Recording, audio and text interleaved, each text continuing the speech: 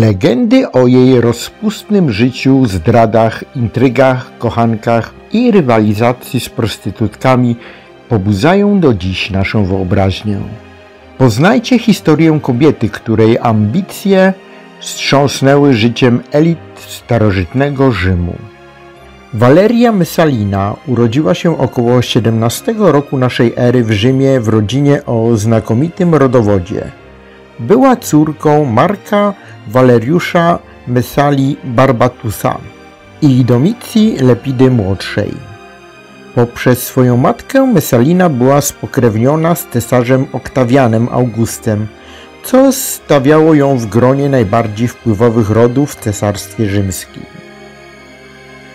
Rodzina Messaliny cieszyła się dużym prestiżem, a jej wczesne życie było zapewne wypełnione luksusem i edukacją odpowiednią dla patrycjuszki. W 39 roku naszej ery, w wieku prawdopodobnie około 15 lub 19 lat, Messalina poślubiła Klaudiusza, który był wtedy dalekim kuzynem i jednym z mniej znaczących członków rodziny cesarskiej. Klaudiusz miał w dniu ślubu 48 lat. W 41 roku naszej ery, po zamordowaniu cesarza Kaliguli, Klaudiusz niespodziewanie został obwołany przez pretorian Cezarem. Tym samym Messalina stała się cesarzową, co dało jej ogromny wpływ na życie polityczne i społeczne Rzymu. Messalina i Klaudiusz mieli dwoje dzieci, Oktawię i Brytanika. Małżeństwo to miało wymiary polityczne i osobiste, ale szybko stało się jasne, że Messalina nie była skłonna ograniczyć się do roli wiernej żony i matki. Jej ambicje, charyzma i uroda przyciągnęły uwagę mężczyzn, co stało się źródłem wielu skandali. Messalina zyskała reputację kobiety rozwiązłej i bezwzględnej o nienasyconym głodzie seksualnym.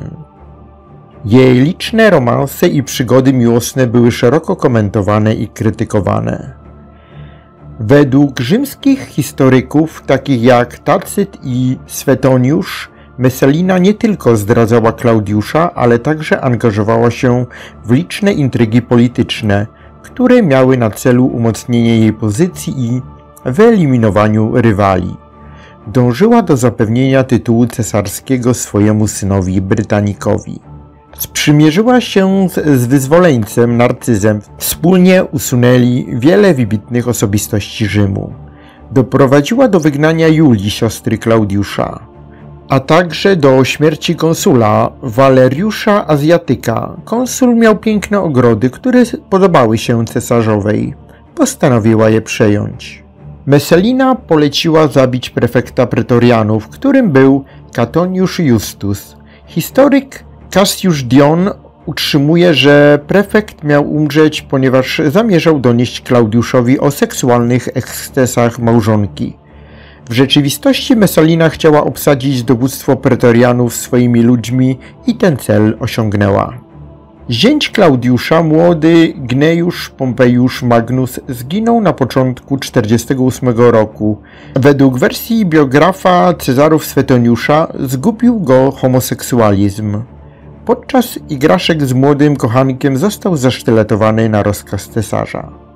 Wydaje się, że do śmierci cesarskiego zięcia doprowadziła Messalina, bowiem widziała w nim konkurenta dla Brytanika. Jednym z najbardziej znanych skandali z jej udziałem była rzekoma rywalizacja z rzymską prostytutką o to, która z nich może zadowolić więcej mężczyzn w ciągu jednej nocy.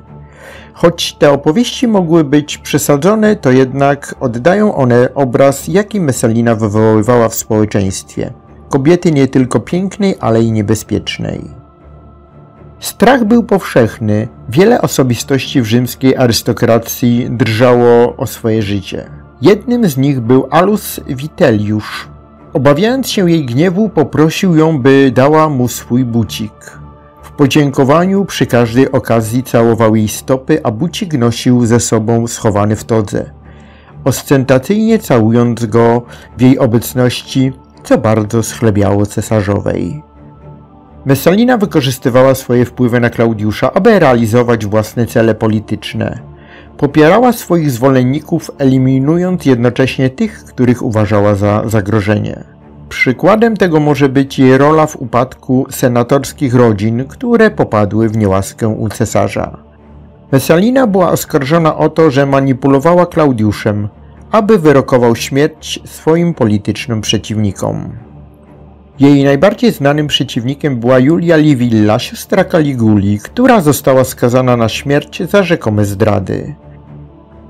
Najbardziej spektakularnym i ostatecznym skandalem w życiu Messaliny była jej relacja z Gajuszem Syliuszem. Syliusz był przystojnym i wpływowym mężczyzną, z którym Messalina miała romans.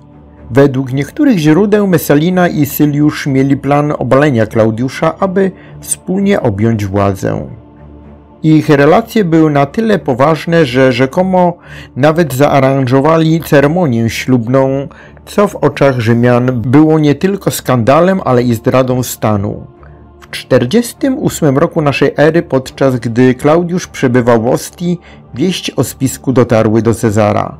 Sam Narcyz przekazał Cezarowi wieści o zdradzie Messaliny. Pod naciskiem swoich doradców Klaudiusz nakazał aresztować Messalinę i jej kochanka. Syliusz po krótkim przesłuchaniu został ścięty. Messalina próbowała dostać się do Klaudiusza, wykorzystując jego słabość, mogła liczyć na ułaskawienie. Narcyz nie mógł na to pozwolić. Matka Messaliny towarzyszyła jej w ostatnich chwilach jej życia, wręczyła jej nawet sztylet, by popełniła samobójstwo. Messalina nie mogła się zdecydować. Wtedy jeden z pretorian na rozkaz Narcyza pomógł jej mocnym pchnięciem. Messalina została osądzona i stracona bez procesu, co było świadectwem jej upadku i dramatycznym końcem życia pełnego skandali. Valeria Messalina stała się jedną z najbardziej kontrowersyjnych postaci w historii starożytnego Rzymu.